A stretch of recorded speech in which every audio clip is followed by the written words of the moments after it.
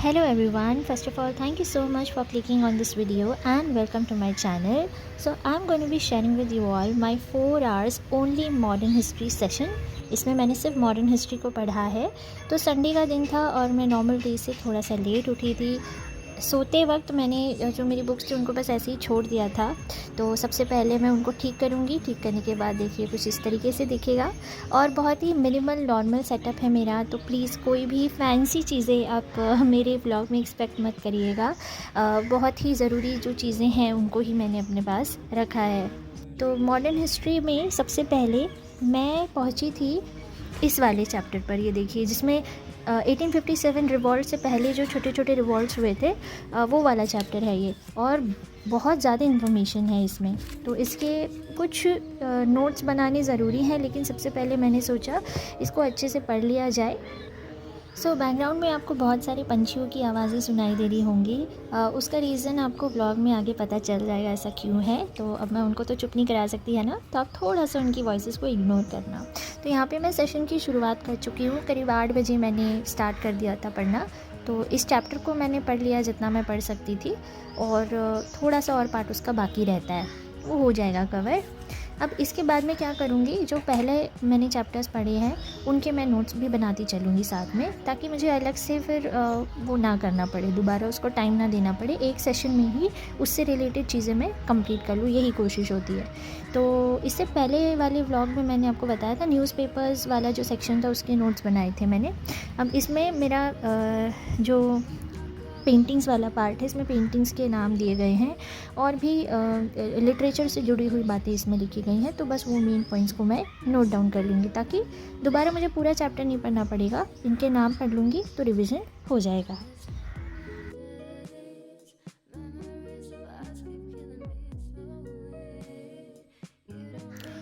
उस चैप्टर के नोट्स मैंने कंप्लीट कर लिए बनाने, और हार्डली 1.5 पेज के वो नोट्स थे। और हर चैप्टर के नोट्स बनाने ज़रूरी नहीं है, क्योंकि मॉडर्न हिस्ट्री में काफ़ी चीज़ें हमने बहुत बार पढ़ी होती है तो वो वैसे भी याद हो जाती है। कुछ ही चैप्टर्स के नोट्स बनाने ज़रूरी होते हैं। तो अब ये दोनों चीज़ें करने में मुझे 2 घंटे लग गए, तो 10 बज चुके थे अब तक। फिर इसके बाद मैंने मॉडर्न हिस्ट्री से रिलेटेड जो प्रीवियस ये क्वेश्चंस थे मेंस के उनको देखा। तो ये 2021 का पेपर था, तो इसमें जो भी रिलेटेड क्वेश्चंस होंगे वो मैं देख लेती हूँ। और एक साल के पेपर में आपको हार्डली 3 या 4 क्वेश्चंस मिलते हैं एक सब्जेक्ट से। तो अगर आप सब्जेक्ट के साथ ही 2 या 3 क्वेश्चंस देख भी लेते हैं तो काफ़ी आइडिया लग जाता है। ये जो क्वेश्चन है बहुत ही डायरेक्ट और बेसिक क्वेश्चन है कि यंग बंगाल और ब्रह्मो समाज का सोशो रिलीजियस रिफॉर्म्स मूवमेंट लाने में कितना रोल रहा है, और कैसे ग्रोथ हो पाई ऐसे मूवमेंट्स की। तो इसी तरीके से सारे क्वेश्चंस मैं देख लूँगी, कुछ पॉइंट्स फ्रेम करने की कोशिश करूँगी।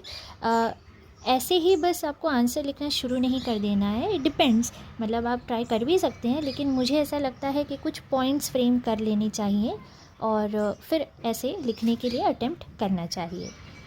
फिर ऐसे ही टॉपिक्स को मैं बुक में भी थोड़ा मार्क कर लूँगी, जहाँ पे वो सेक्शन होगा उसको मार्क कर लूँगी। वैसे तो ये पूरी बुक ही इम्पॉर्टेंट है, बट फिर भी स्पेशल फोकस हम ऐसे एरियाज़ पे दे सकते हैं।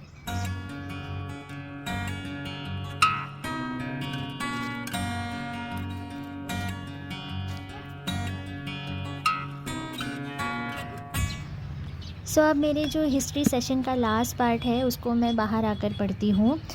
ये मेरे घर के बाहर का नज़ारा है, मतलब आंगन का ही नज़ारा आप एक तरीके से कह सकते हैं। और ये जो ट्रीज़ वगैरह हैं इनको देखकर आप समझ गए होंगे क्यों पक्षियों की आवाज़ इतनी आती है।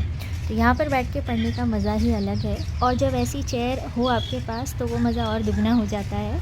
वैसे ये जितनी हरियाली आप देख रहे हैं ये सब कुछ मेरे मम्मा पापा ने प्लान किया हुआ है। पहले इस जगह पर कुछ नहीं होता था, बिल्कुल खाली ये जगह होती थी। उनको गार्डनिंग का बहुत शौक़ है। तो बस चलिए मैं आपको बताती हूँ मैंने पढ़ा क्या इस समय पे। इसमें मैंने करंट अफेयर्स किए, आर्ट एंड कल्चर के भी जो करंट अफेयर्स होते हैं उनको भी इसमें मैंने शामिल कर लिया, साथ में ही पढ़ लिए। तो मैं सब्जेक्ट वाइज करंट अफेयर्स पढ़ती हूँ, मंथली मैगज़ीन नहीं पढ़ती हूँ मैं। तो एक सब्जेक्ट ले लेती हूँ और फिर उसके करंट अफेयर्स में कवर करना शुरू कर देती हूँ।